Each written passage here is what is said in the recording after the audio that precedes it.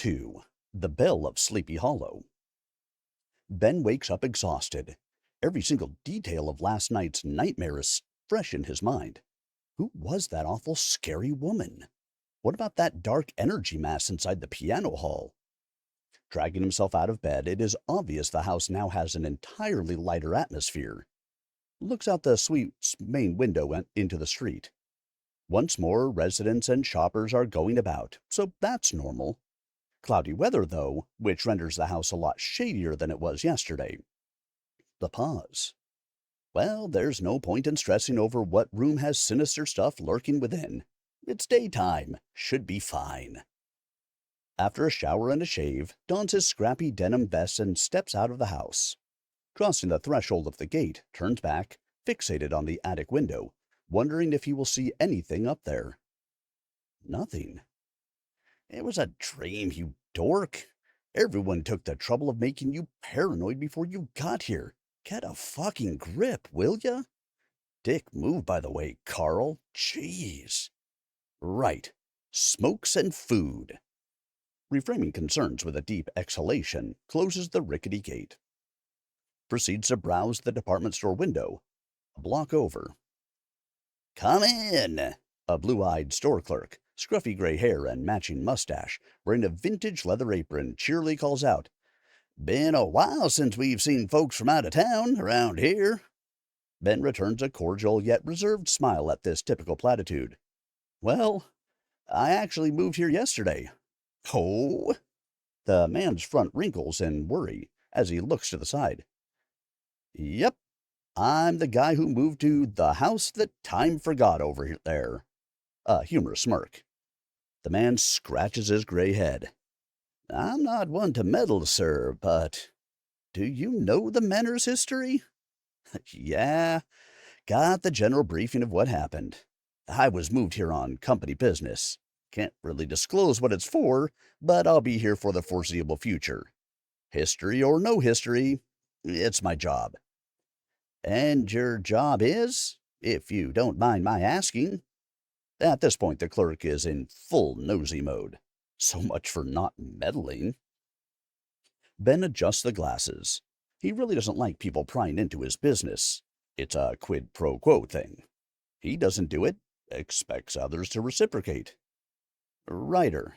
Anything else as far as details are concerned would be in breach of the non-disclosure agreement I signed. So...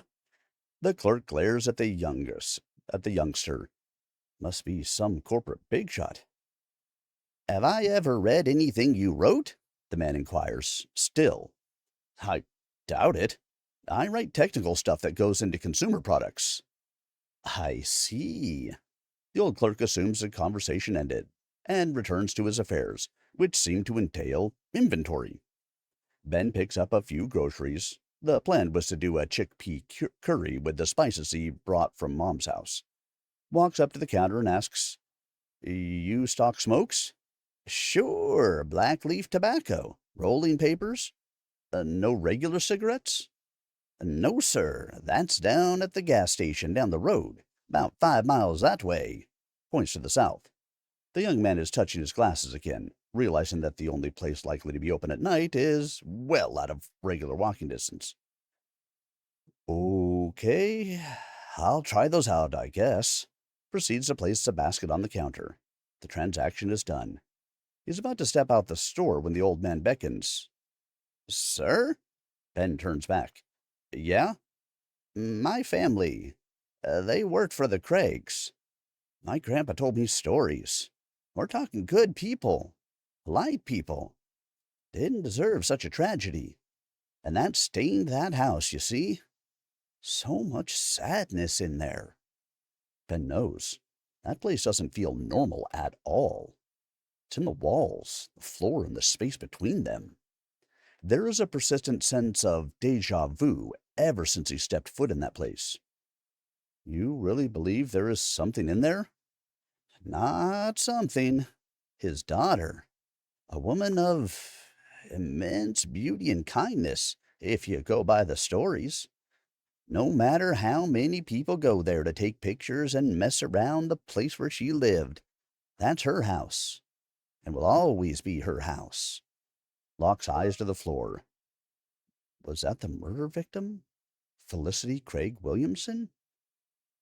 What's your name, sir? The man asks. Ben Freeman. Mr. Freeman, if I may be candid with you, please leave her be. She's suffered enough. Once more adjusts his glasses at the prying. I'm the sort of person that stays out of other people's business. Don't take this the wrong way, but you're kind of preaching to the choir here. The man politely nods. I'll do my best to stay out of her way, if she stays out of mine. Have a good day, Mr. Bert. Everyone calls me that around here, since my younger days. The grizzled clerk draws a kind, warm smile. Nice to meet you. I'll be seeing you. Likewise, Mr. Freeman. The bag-carrying youngster walks out of the store and wonders what in the actual hell just happened there. The old man talked as if he was barging into someone's house. Arriving at the gate, stares into the attic window again. Though the sunlight's hitting it directly, something dark visibly moves away from it, reacting to his arrival. Yeah, definitely not alone in there. This obviously changes things. Luckily, over the course of the day, the sky cleared, which gave Ben sufficient natural light to put the rest of his stuff away and organize his room and study. Now, this feels like a home proper. Does some back stretches. Picks up his backpack and opens it to go through a bunch of loose items, mostly computer cables. But in the moving chaos between the Airbnb and his mom's house, realizes there were a couple of things stuffed in there he had lying around, in his old room. A baseball and leather mitt, treasured mementos from his junior league days back in Pittsburgh, when things were simpler, but nonetheless, over. Yeah, clicks his tongue. These go in the attic, but he was just there an hour ago, gritting his teeth while dumping several boxes full of Japanese model kits and gaming paraphernalia. It was weirder than yesterday, attributed to the fact he felt as if he was being watched. An electricity in the air, which never failed to raise his skin. Yep, I'll just leave this here, dropping them over the support table next to the coat hanger. Takes a deep breath to force the change of subject and heads to the kitchen. "'Kay, curry time." Yet, before stepping in, his tendency to crack jokes when nervous gets the better of him. "Miss Williamson, if you or the kids are hungry, it's curry night. You like curry?" Absolute silence. "You're such an asshole sometimes," confesses to himself.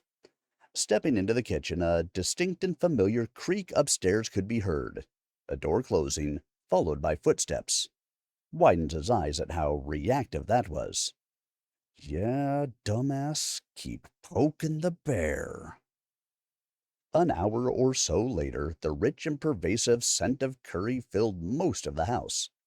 Ben has set the table for one and is just putting out one of his rolled smokes. The smartphone starts ringing obnoxiously.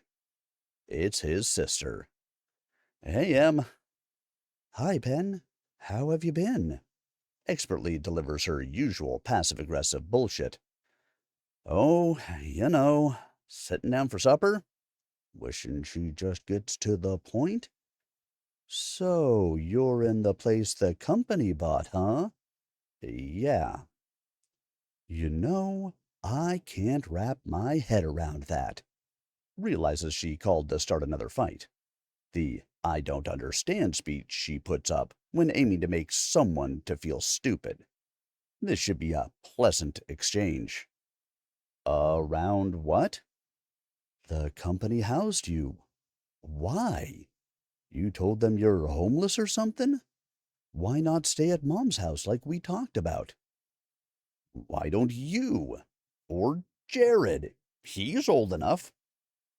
"I mean, we go there on occasion, but it would be nice to have someone looking after the place, at least until we all agree to sell it. Money. Always the fucking money. I agree. You agree what, Ben? I agree we should sell the house. I don't want to be there. You don't want to be there. Jer. Mom's been dead for 2 years. The house is a dump. Garden's worse. Needs work.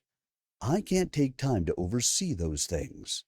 Besides, it would be nice to enjoy a spot away from home where I can organize dinner parties for partners, friends. The disgruntled chef is starting to boil at this. You seem to be under the impression that I give a shit, Em. Yeah, you don't, huh? Remember Mom told us to stick together? What does that look like to you? Me cleaning the house? Me on kitchen duty, cooking for your trust fund friends? Doing the garden, handling the bills? You tell me. You were always a natural at it. Why do anything other than what you're good at? Ben's limiter has officially been disengaged. Because you surround yourself with morons. Because you did jack shit. Well, me and Mom did everything. And the fact she's dead means. He grabs the corner of the table as if attempting to crush it. I don't have to do it anymore. A boy's voice wafts from the doorway. Ash, she's angry. A girl pleads. Gunner, please. Mommy will worry. Let's go upstairs. Ben reacts to this by dropping the phone on the table, rushing out of the kitchen. No one. Not in the dining room. Not in the entrance hall.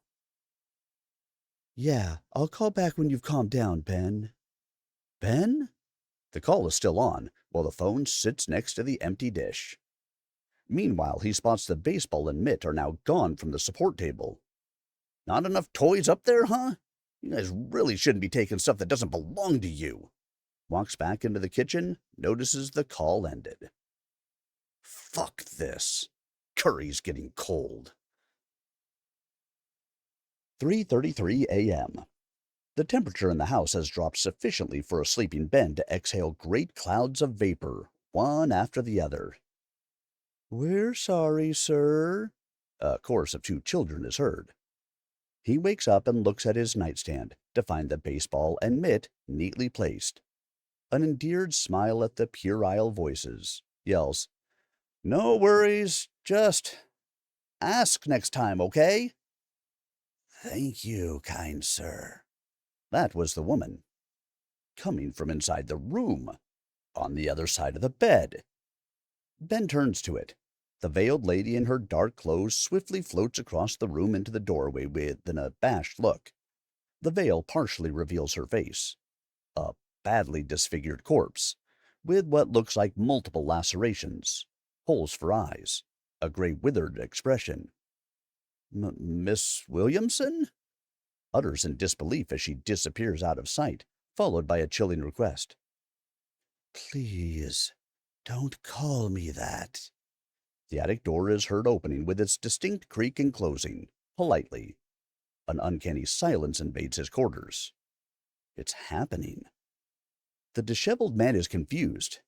Is she not the lady of the house? Gets up and goes down into the entrance hall to pick up his smokes.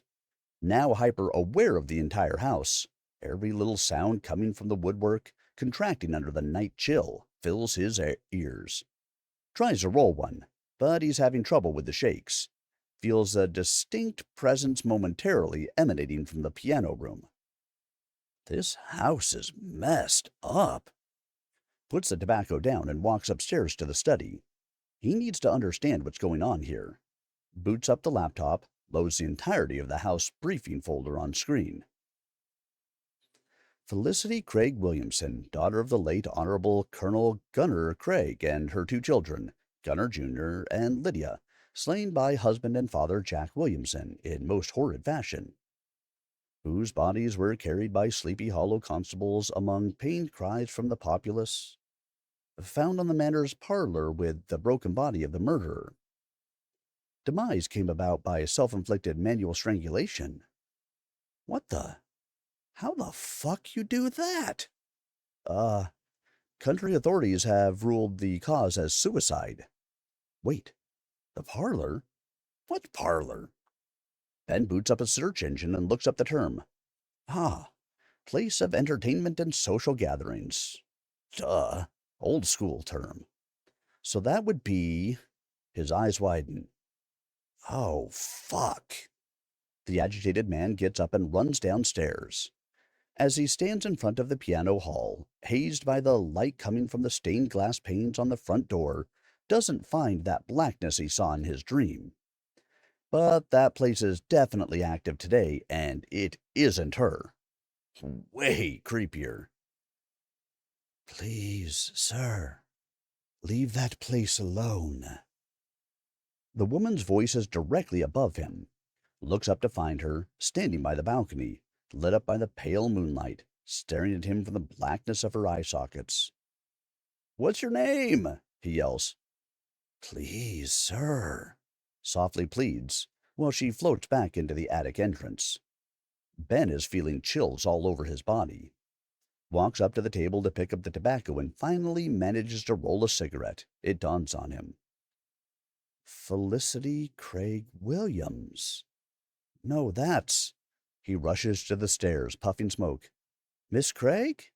Only silence. I'm sorry. I realize that was insensitive. I know what happened to you. The small girl's voice comes out from behind him. Mommy's sad. She's trying to go to sleep now. Doesn't turn around. He's already seen one too many in one night. Are you. Lydia? Yes, sir.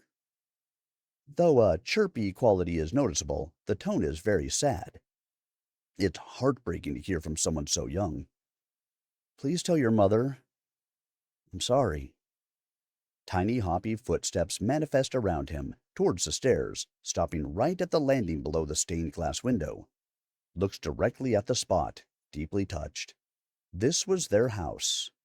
No, this is their house. Takes another drag and the footsteps start again, turning right into the attic.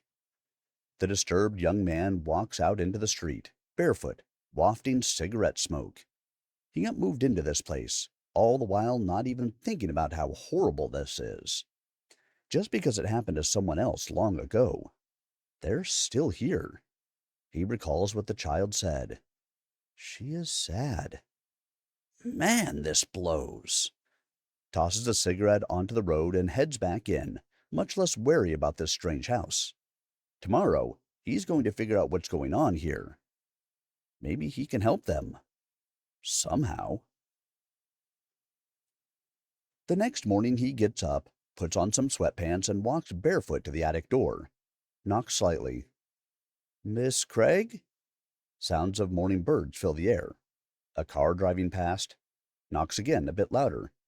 Miss Craig, could I have a word with you? What doesn't happen in the morning? He wonders.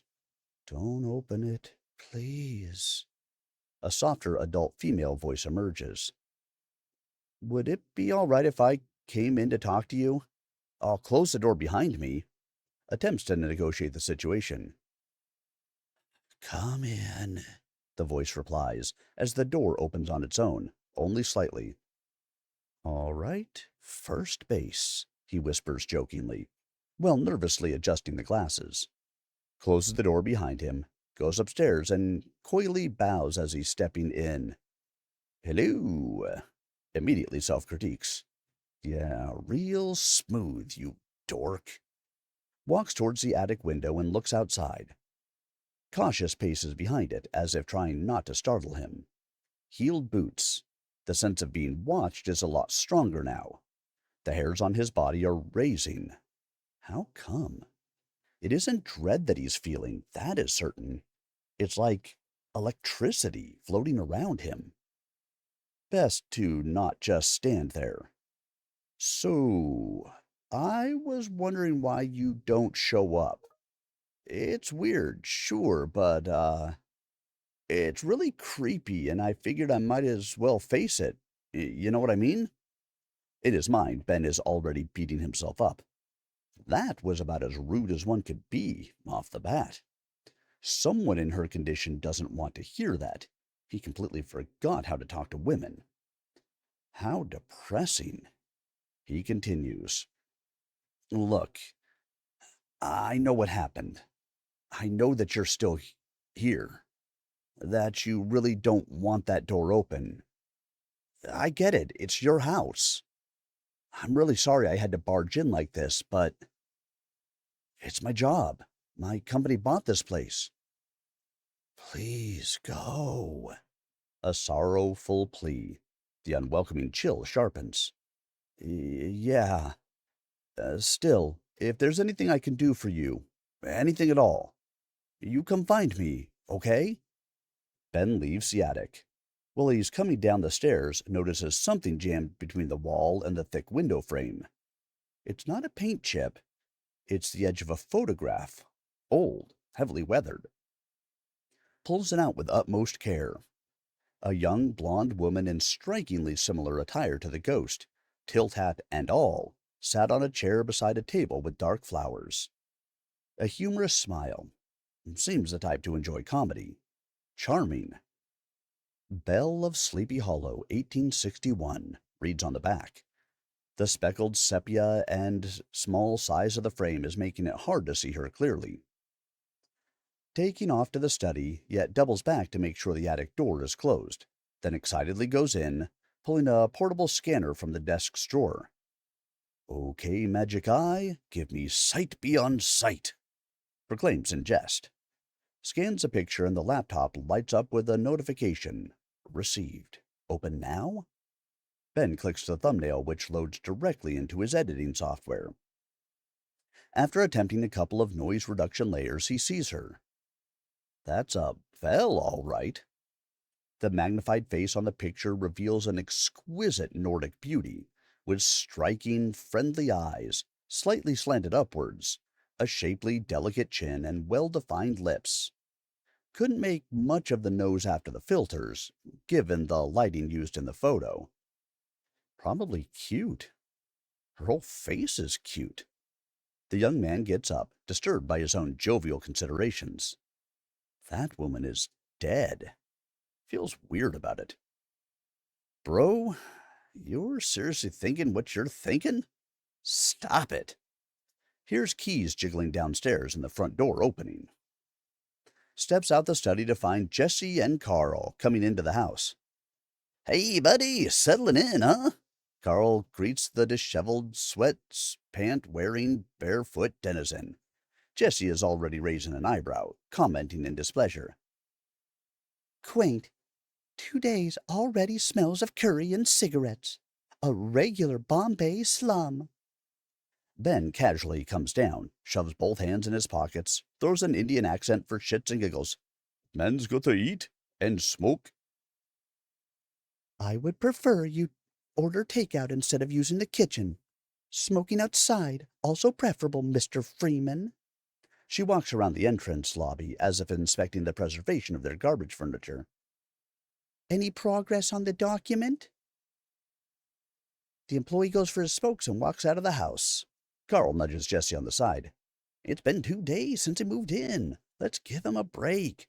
Besides, getting to know the place is part of the research. Oh, that part is definitely underway, Ben claims with a clear, ironic bent. Fatso rushes up to him. You saw things? You heard 'em? Takes another drag on the cigarette. The whole 9 yards. His manager's face lights up. Oh, man, I knew it. So it's real? Yep, it's real. It's also fucked up beyond words other than fucked up. Real comfy place, gotta say. That bad, huh? You managed to get some sleep? Yeah, kinda. Jessie joins the pair outside, clacking her heels fierce. Mr. Freeman, I trust you're not exchanging impressions with the locals about what you're doing here. NDA? Without looking at her. Good. Flossie walks back into the house and starts looking around. Pulls a tablet from her bag and starts snapping at the furniture and woodwork. What a massive control freak. People like her really let their position go to their head. Ben turns to Carl. Any good reason why she's here? Come on, buddy. She's HR. She needs to make sure you're looking after the investment. He realizes this isn't any different from what M proposed last night. The greasy manager proceeds while putting his arm around his shoulders.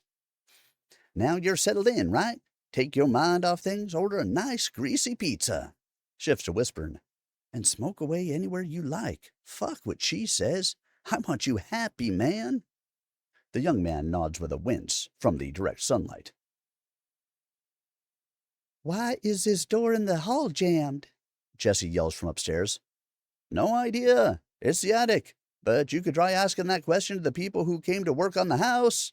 Ben loudly punctuates his reply with an even deeper scowl. Turns to Carl. Can you guys go? I'm fine. The house is fine. I need to get started with work. Boss needs this in 2 months, right? Fatso steps back. You know if there's anything you need, I got you. Jessie! She shouts back. Yes? Inspection done? Jessie comes down the stairs. Yes, done. Mr. Freeman, please take the company's recommendations to heart. Sure, this is your living space for the next 1 or 2 years, but I need you to look after this place like any other company asset. Is that clear? Crystal, thanks for coming by. And next time, turns to them before walking back into the house. Try a thing called knocking. Shuts the door. A little girl's voice. That's not his wife, right? The ghostly sidebar elicits an earnest chuckle from the young man. 8:25 p.m. Ben sleeps at the desk in the study, head nestled in his arms, slouched over, bathed by the screen's blue light. A first draft of the document sits on the screen, most of it about Felicity. Behind the scattered documents, the browser window is on the Donnie's Pizza website. The doorbell rings with an actual bell. It seems they preserved the original. He is clearly exhausted, doesn't even hear it. It rings again. Through one of the glass panels beside the door, a blur of someone standing outside, dressed in red, with a red package. The delivery man goes to ring again, but notices someone is on the other side. Sir? No reply from the shadow behind the glass. Donnie's Pizza. You order pepperoni, provolone, and red peppers, right? Sir? The shadow walks away. Sir? Hey, the pizza's already paid. I'm just leaving it here. A single medium box, a bag with a cola can. Time to bail. There's no shortage of paranoid people upstate, and this one is probably crazy, seeing as he chooses to live in the worst possible house, in the veritable spook central that is Sleepy Hollow. They don't pay him nearly enough. Mr. Ben? The shade of a boy, about 8 years old, really skinny, with bright carrot hair and brown pajamas, stands behind him. Ben is startled out of his chair. Who's there? The attic door creaks. It's the pizza, the ghost joyously informs. The door closes. Ben looks at his phone. It's 8:28. Darts to the entrance, and there it is. Thanks, kid. Brings it into the kitchen and sits down. That was a different kid. Starts eating a slice, holds it in his mouth while cracking the can open. The slice falls from his mouth. Peter Reitman. That was Peter Reitman. Bolts up the stairs to the study and brings up the archived police report on the murders that took place in the 50s. Those 3 colorized profile pictures reveal that, save for that grim-faced patriarch, they're both gingers. So, husband offed himself after the wife and the kid, 8 years old. Shit. Toxicology reported possible traces of chloroform in their lungs. Gets up and hurries to the attic door. Miss Craig? Is there someone with you named Peter? Felicity replies. Please, sir, leave him alone. Shakes his head. Don't worry, got no business with him. Is someone else there named Mary? Mary Reitman? She's gone. Lowers his head. What about Donald Reitman? After a brief quiet, she goes, He's in hell. Ben is disturbed by this creepy assertion. Is there a hell? For real? In the tapestry. As she says this, loud stomps can be heard downstairs, gradually coming up the main staircase. His exposure to this phenomena has dulled his fright reaction. He turns to the stairs and speaks in a commanding tongue. Are you Jack? Answer me. From below, his own voice is shot back to him. Are you Ben? Are you? His foolhardy stint with authority ends abruptly. Starts to walk back, visibly scared by what he heard. Felicity whispers behind the attic door. That's not him, sir. Please, don't let it come in. Ben has heard of this before in paranormal forums. They said demons sometimes manifested by calling upon the living using their own voice, or of someone they know. His only reflex is to stand up to this thing. Back against the door, he shouts nervously, Hey! Nothing for you here, all right? On the other side of the door, the corpse phantom of the once beautiful Felicity leans its head against it, her withered hand resting on the paneling. Only a good man would stand to protect them. The stomping accelerates wildly in Ben's direction, stopping right in front of him. The voice is no longer the same. Instead, a cavernous growl blows on his face. You belong to us. The young man is sweating bullets. Whatever that thing was, it's now gone. Goes down the stairs directly to the smokes. He's shaking again. Looks at the pizza sitting in the kitchen table across from the entrance. Lost his appetite. Turns to the piano hall. Came from there. Figured he would just smoke outside, but at the last moment before stepping out, goes up the stairs, back to the door. Miss Craig? Are you guys all right? No response. It looks as though that's about all he can do in this tense situation. Starts to head back down. From behind the door, Peter says, Felicity is scared. It's coming after you now. Ben storms out of the house, front door wide open. The street is once more deserted. Pulls distressed drags on the cigarette. The fuck am I supposed to do? Pacing in the middle of the road. Such ominous caution triggered his angered reaction to idle threats. Winter 2022, the New York subway system, 10 p.m. The train notification reads, Next stop, Penn Station. At the end of the car, a group of 4 hood rats are yelling at an old man who is sitting next to them, trying to not make eye contact. Ben is with his earpieces and eyes closed, but it gets so loud he takes them off and calmly places them back into the jewel case. Gets up and walks towards the commotion. Fucking see now, motherfucker! Ha ha ha! This is our spot! Get up, sit down there! Everyone is pretending it's not their business. What a trash society. Walks right up to the group, all of them taller than him. Doesn't faze him in the slightest. Sits beside the old man and looks directly at the guy with the white hoodie, being the loudest. Yo, son, got issues? The punk snarls while bearing menacingly at Ben. That looks practice to me. I don't know. This usually work? Twists lips with a straight stare. Motherfucker, you got about 3 seconds before I bust your ass. 1, 2.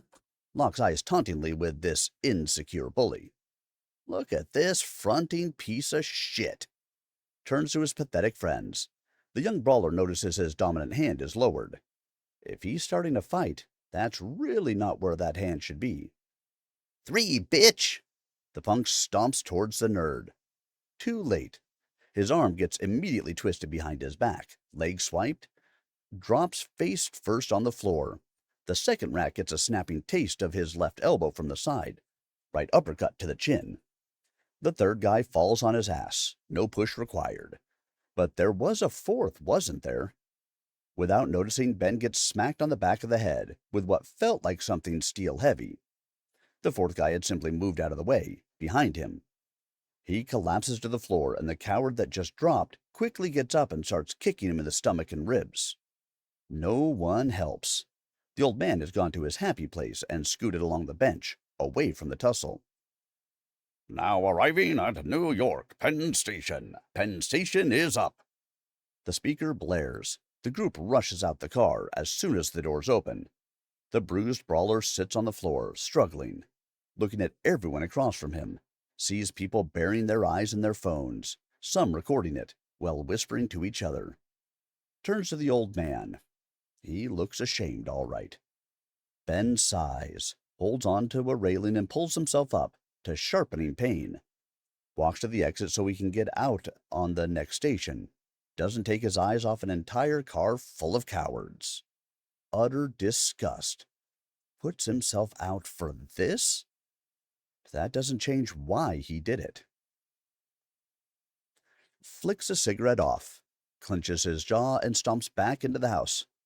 All right, Jagoff, you want a piece of me? Let's go. The house lies still. I can talk to them, they can talk to me. If I so much as hear you fucking showed up again, I swear to God. Gets tossed across the hallway into the dining room, falling on his ass. Cold wafts through the house. Gets up and adopts his fighting stance, right hand raised just below his chin, left hand in a fist, guarding the midsection, legs firmly planted sideways. Try that again. His focus is honing. Any variation in wind velocity around him, he will know. There! Swings his whole body sideways into a whooshing backhand. The cavernous voice laughs from the piano hall across from him. Soon realizes the absurdity of the situation. He's shadowboxing. That's not going to stop that thing, surely. Silence rests upon him, but his anger doesn't relent. Bullies are bullies, seen or unseen. 3:33 a.m. Ben sleeps, rolled in his duvet as usual. Beside him, gently sitting on the bed, Felicity rubs her desiccated hand on his shoulder. He wakes up. Mom? The room is empty. Sits up and looks around. While staring at the moonlight coming from the window, he tears up, confessing, I miss you so much. This pain revisits. Felicity is behind the open door, where she stays until he falls back asleep. In this room, two miserable souls, each their own misery, yet sharing the same space. To understand people is what binds our dreams together. Adelaide Freeman. The light of dawn floods the entrance hall. Around the house, this light can be seen, shining from the east. Particles of dust float through the beams, angling down to the floor. A blessing, perhaps. Ben comes down in his boxers and t-shirt. It's warmer. Goes to switch the coffee machine on in the dining room and reaches for his smokes. But there aren't any. The whole thing is just gone, along with the papers and lighter. He's perplexed. I don't usually misplace things, right? Looks at the attic door, decides to go up there. Upon entering, several mech model kits he built out on the corner. He draws a big smile. Muted green eyes express how much he is endeared by this play area. I'm so happy you can do this, guys. I know I said it. Knock yourselves out. So, you like model kits, huh? I had a ton of fun building those, you know. The kids laugh. Well, I'm glad I could ingratiate my stay. Sir, your decorum. Felicity's indignant voice springs behind him, really not sounding like the voice a corpse had. A lot less scary. Oh, God. I'm sorry. Just realized he's in his undies. Not really used to uptight home environments. Yet before he swiftly leaves, you guys wouldn't know where I left the smokes. She grumbles. They're bad for you. Ben reflexively chuckles. Are you mothering me? No response. Okay, I'll just go. Sorry, kids. Get them all out of the boxes if you want. Someone's putting something out of the work I put into those, at least. Three children yell as he closes the door behind him. "Thank you, sir." He has a resoundingly satisfied grin. Felicity floats to the door to see him off. This man stands on the threshold of their realities. No fear nor care in the world. She knows who he lost and why. His heart shouts into the void left by this wrong. And indeed, she heard it. Their connection, whence the dead touch the living, is powered by their life force. By probing carnal souls this way, much like a parasite would, a ghost's existence manifests from a dreamless slumber, wherein silence and darkness ease the passing of time. Felicity died in 1863. For a long period the house silently rested. She wouldn't move, wouldn't see. In the dark corners of the dusty Craig Manor their dead slept. She never saw Jack again. While much time passed for the living, most of the things she witnessed, done, or said were erased amidst this impenetrable quiet. Death makes such things wither and float away. But then the Reitmans moved in. "Mom, can I pick my room?" A skinny boy with carrot orange hair and red overalls and a thick white wool sweater runs into the entrance hall and rushes beside Felicity. Her deep purple velvet dress appears bloodied upon this translucent form. He turns back to the place where she stood, startled. Someone standing there? His mother, in a polka dot red and white dress, comes in. Her similar hair shines from the hairspray, framing the cerulean eyes she shares with her boy. "The attic has more than enough room for your toys," she softly smiles. "I get to sleep there?" he asks, excited at the prospect. "No, you'd need to take those stairs to pee at night. Just pick one of those rooms on the other side, okay?" "Okay, Mom." Peter runs across the landing to the bedrooms. "No running upstairs," she yells. The father walks in, wearing thick, black-rimmed glasses, enough gel to make his perfectly coiffed hair look like a solid black piece. His gray suit ironed with the same amount of excessive care. Doesn't appear to be a warm individual. "Mary, here's the house contract. Look over it carefully. Call me in the office if you have any questions. There's a phone in the department store down the street." Mary doesn't even look at him as he puts on his gray felt hat. She utters, "Have a good day at work, Donald." "Mom, this one, next to the bathroom." Peter points at the first room from the left corridor.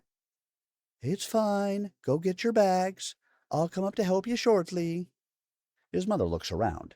Despite the lusciously tasteful design of this place, with all this purple, there is some kind of sadness here. Is this to be her home now? Might not be worth the bargain on this place. Walks to the kitchen and takes out her smokes. She has a delicate visage, a classic Western beauty, yet there is a weight in her lost gaze, hinting at an empty marriage. As she sits on the old kitchen table and lights up a pensive cigarette, Felicity watches her from the dark. Who were these people? She felt like this wasn't her world. Couldn't remember much of the house at all, as it stood this day. Cardboard boxes and wooden crates, travel bags and scattered furniture, some of it strangely shaped and glossy, like oversized pieces of chinaware. She remembers a funeral, not really the people in it, but the black casket, closed, two smaller ones beside it. She couldn't understand, but those things go in the cemetery.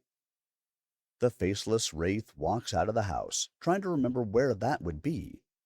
Crossing the threshold, a deep gray miasma fills the air around her. She still sees the manor and somewhere in the back the outline of a bell tower. The old Dutch. Runs to it. The cemetery crawls up the hill into the chapel. Looking at every headstone, seeks the word Craig. Knows that's her family name.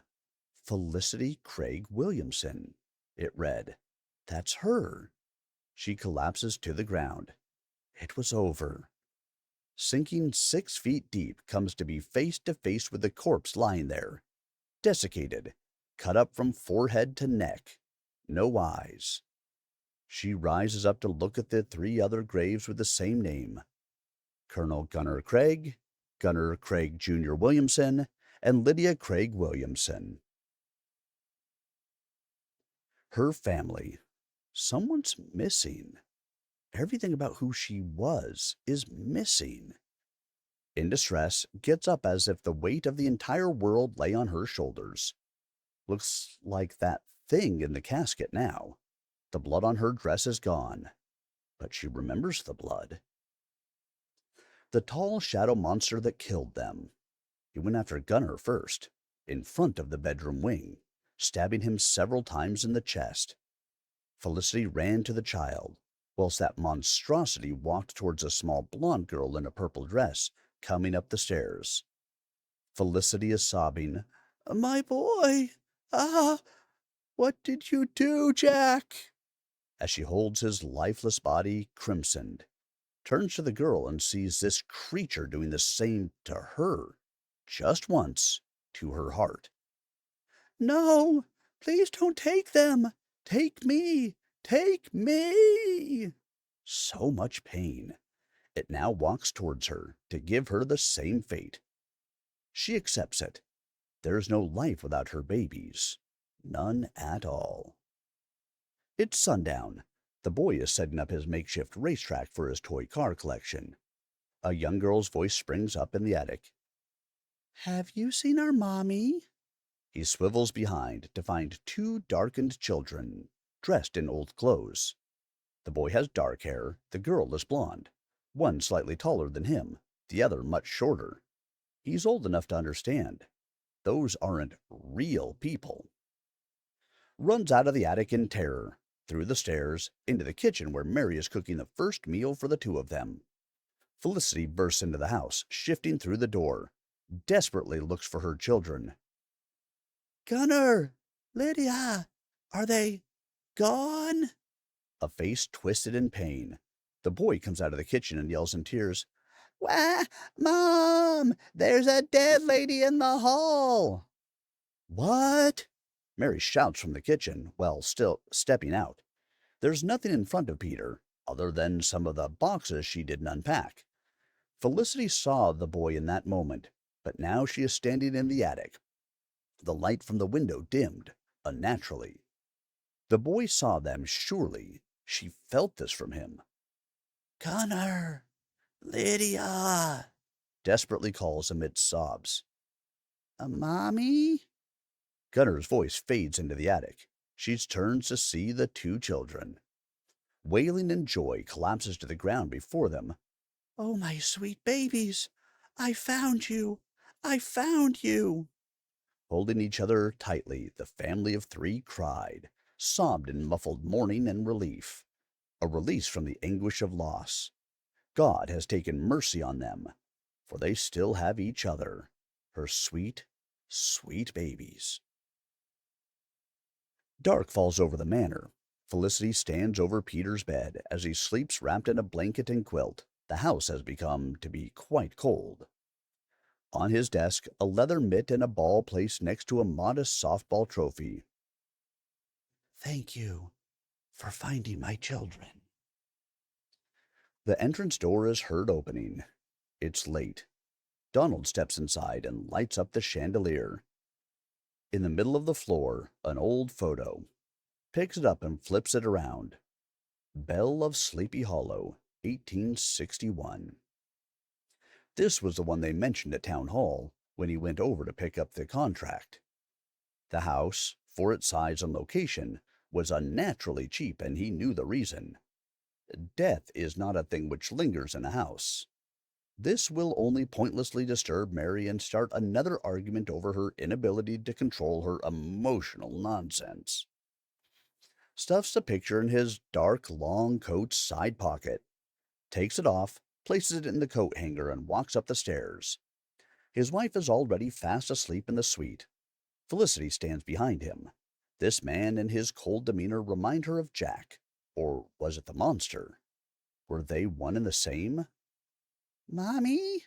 Lydia stands behind her, a veritable preschool version of the one they once called Belle, peering with the biggest honey brown eyes.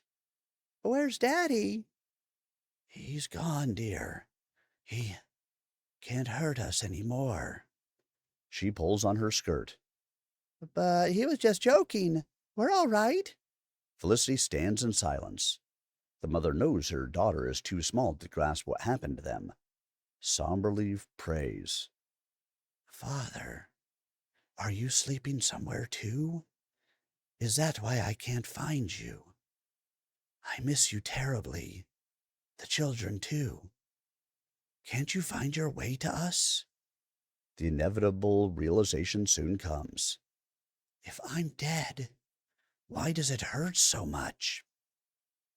As she falls to the floor in tears, Peter walks in wearing brown pajamas.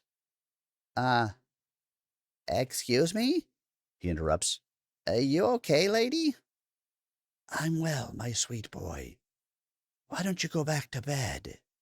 Hurriedly wiping her grim skeletal face. But I am in bed, shoots back in amusement. She turns, only to see him vanish suddenly. In his room, Peter anxiously looks at himself while sleeping, horrified by the vision of the scary old dead lady, wishing he could just crawl back into his body on command. Why is this happening to him?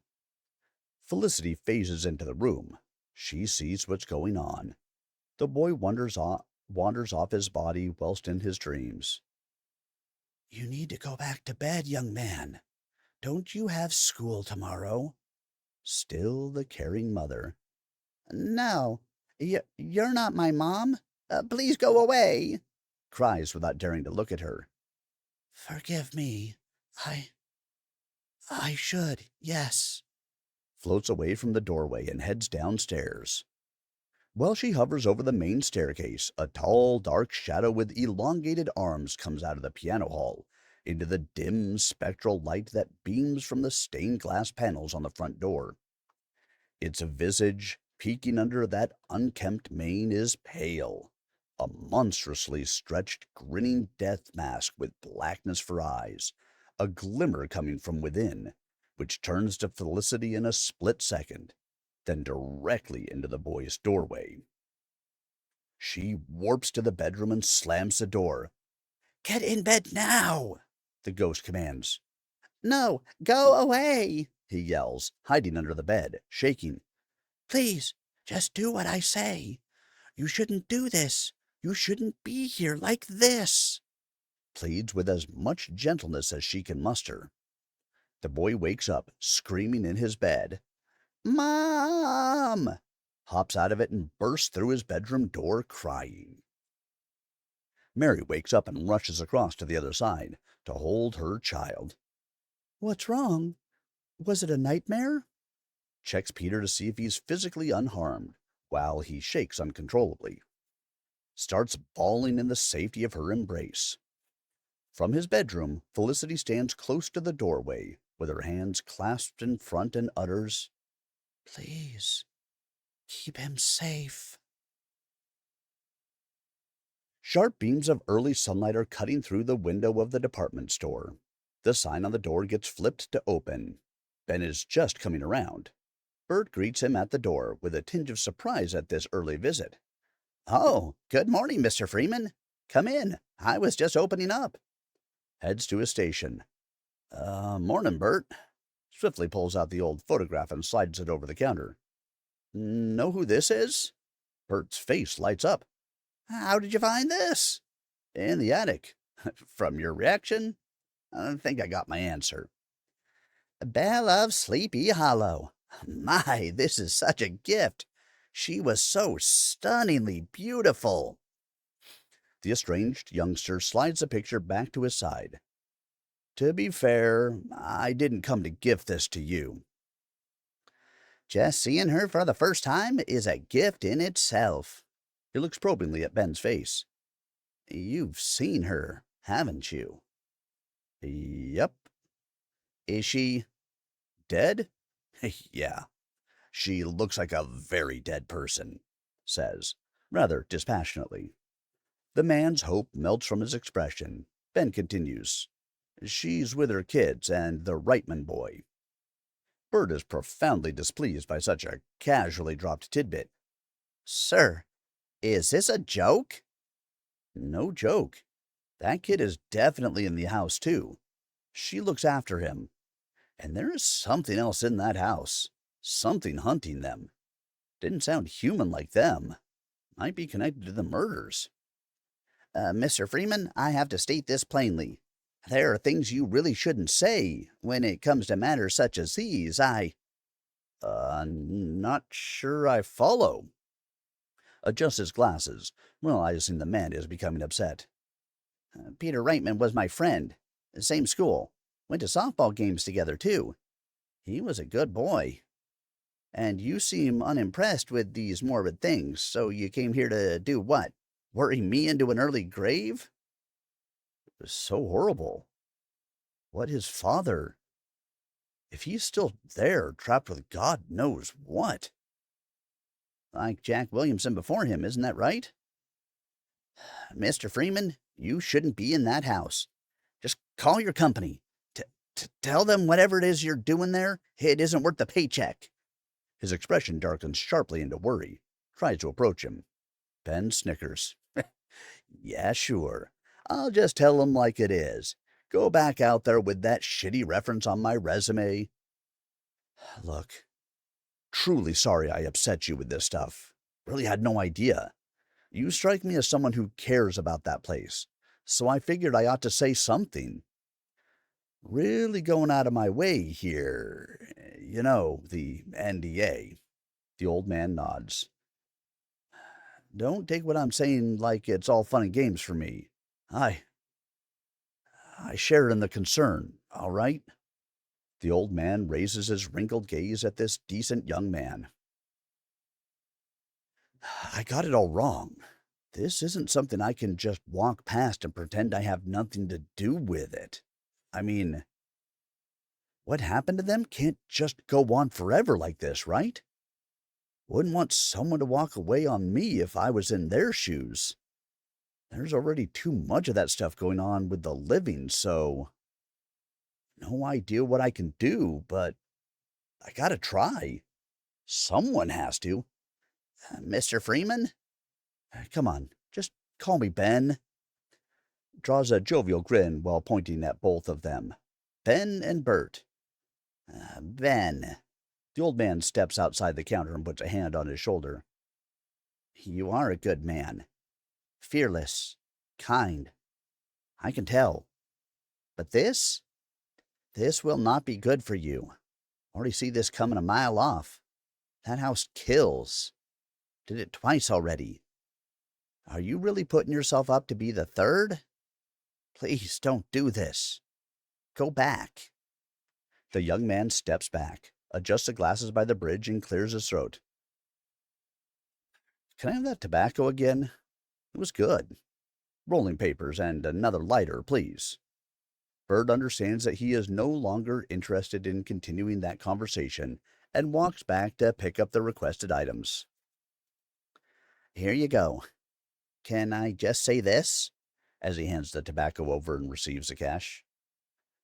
Sure, go ahead. Ben braces for the speech. If something.